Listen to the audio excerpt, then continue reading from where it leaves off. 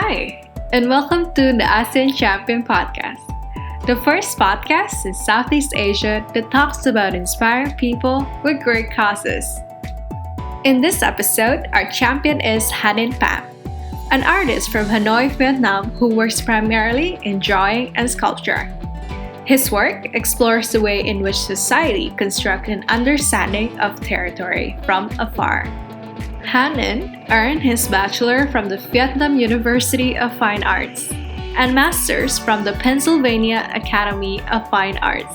His phenomenal awards consist of the silver medal in the 2015 Young Talents of Vietnamese Fine Arts University and the 2018 Murray Desno Travel Award. His work has been shown in New York, Paris, Philadelphia, London, and he wishes to show his work in every corner of ASEAN, igniting passions to create in others. As the winner of the 2018 Open Call of the Passenger Pigeon Press, he had his second solo exhibition in 2019 at the Front Art Space, New York. Hanin believes that art is both powerful and meaningful. And in this ASEAN Champion podcast, he wants to find a way to introduce his art journey and passion in this complex and hyper-connected world, especially during these uncertain times. He aspires to ignite hope through art. So here we go. Listen to how we can create a community of opportunities for all, one story at a time.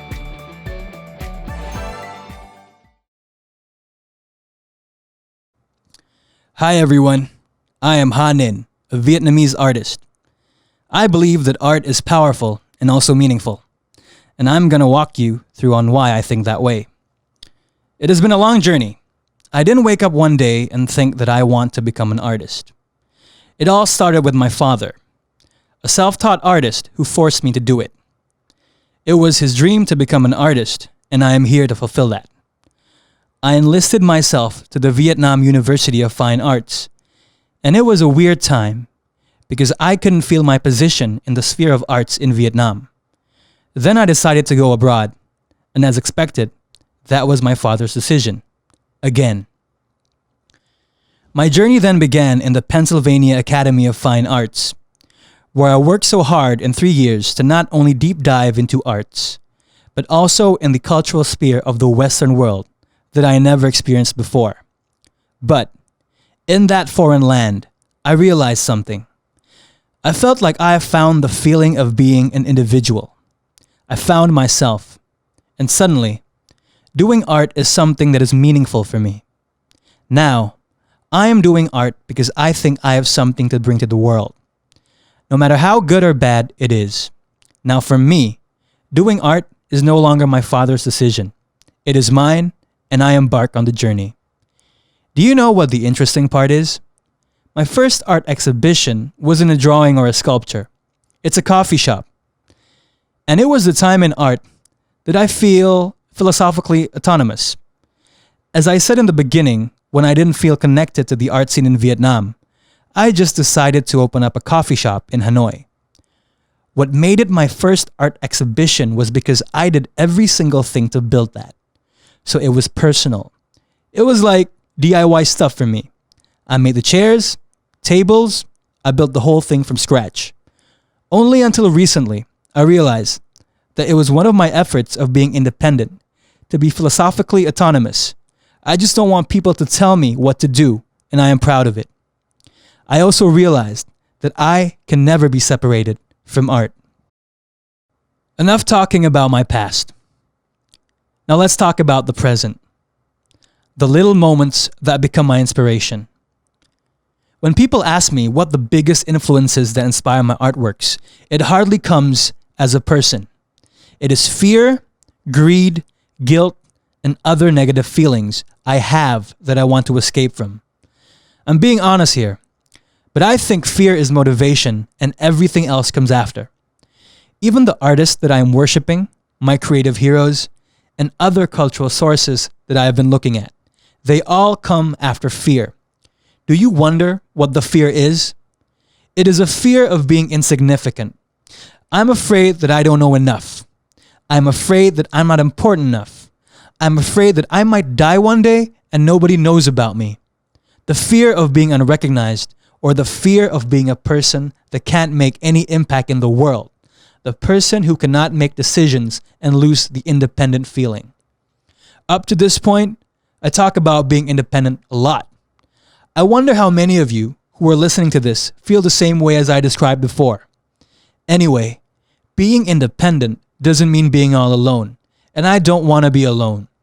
I want to compete in a healthy way with fellow artists, both those who are already established and those who are pursuing a creative career. From competition comes innovation, right? Because of that, I am teaching as well. I want to encourage my students to pursue a creative career, finding their own niche, style, and audience. I am trying to tell my students that what they are making is already great. And I believe their homework is just to find a way to bring their creation into the world spotlight. Up to this point, perhaps you think what I am doing wouldn't make a big impact. But I am a visionary, just like my father. My dream is to connect artists from different generations, from different countries and cultural backgrounds, especially in the ASEAN regions. I just hope maybe in the near future, when I have more connections, I will try my best to bring people together. There are so many aspiring artists. They work hard. The only thing that should be given to them is a chance to show their masterpiece. That dream to build a community doesn't come instantly. I didn't wake up one day and feel like, hey, I want to gather everyone. It required a process. When I pursued my graduate study in the United States, I got depressed and I spiraled down on my past a lot. I called my relatives and friends, but they are not professionals. I tried to seek professional help in the US, but they couldn't understand my Vietnamese background. They couldn't understand the complex relationship between a father and a son in Vietnam and our cultures. I got stuck in that situation for a long time, but I got out of it already. And the decision to come back to Vietnam helps my recovery. It is my home after all, and it is the place where I feel most whole and connected. Why did I tell you this? Because I feel like I am close to you, because we are one community. And that is why I want to build a bigger community where fellow artists can support and feel connected to one another. Let me ask you a question. If we don't start it ourselves, then who else is going to do it for us? Anyway, up to this point, have you seen my work? I hope you wonder why it seems like I draw an imaginative land.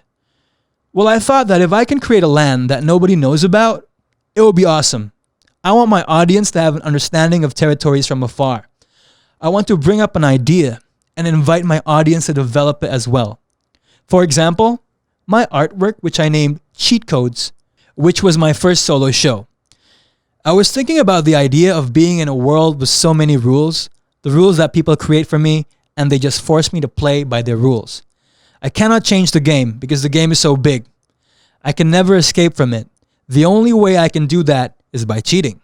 So basically, I want to invite the audience to join that and think about the rules that we are using to govern the world right now. It's a big subject, but I hope it can ignite some sort of feeling in the audience. Or when I created a series of arts and called it Mother Map, I created a system of maps that can gradually tell you about the locations of the structures and buildings of the land. And I have a dedicated spot for my father, who was very traditional, Northern Vietnamese, macho, strong, and visionary guy. And I call it the Father's Dam.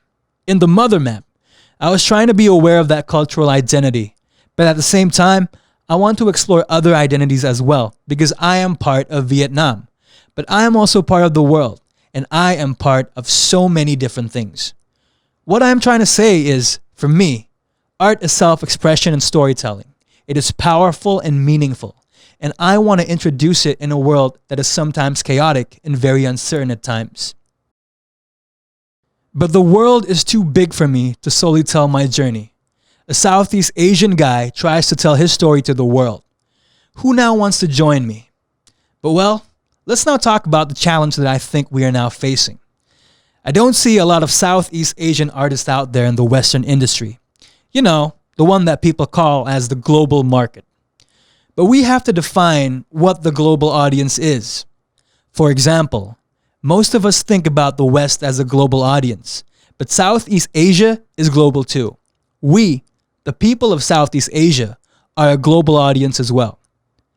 I think the biggest challenge is that the people of the world still think of us as local, and the Western Hemisphere as the ultimate standard. Therefore, we set a benchmark towards it. But why not make our region a global meeting point for art? To achieve that, we need the communal feeling as neighbors, brothers and sisters in the ASEAN region. We are so much more than our history. We have the power. We share a lot of common things, but at the same time, we are so diverse considering the cultures and languages. It's really complex, but our complexities makes us rich, and we complete each other with our differences. I am proud of being part of ASEAN, to enliven the purpose to open limitless good opportunities to everyone in every corner of the Southeast Asia region, because we have a distinctive position in the world, in the global sphere, that is really hopeful and it influences me. I think it's really motivating, and I feel like I want to do something. What about you?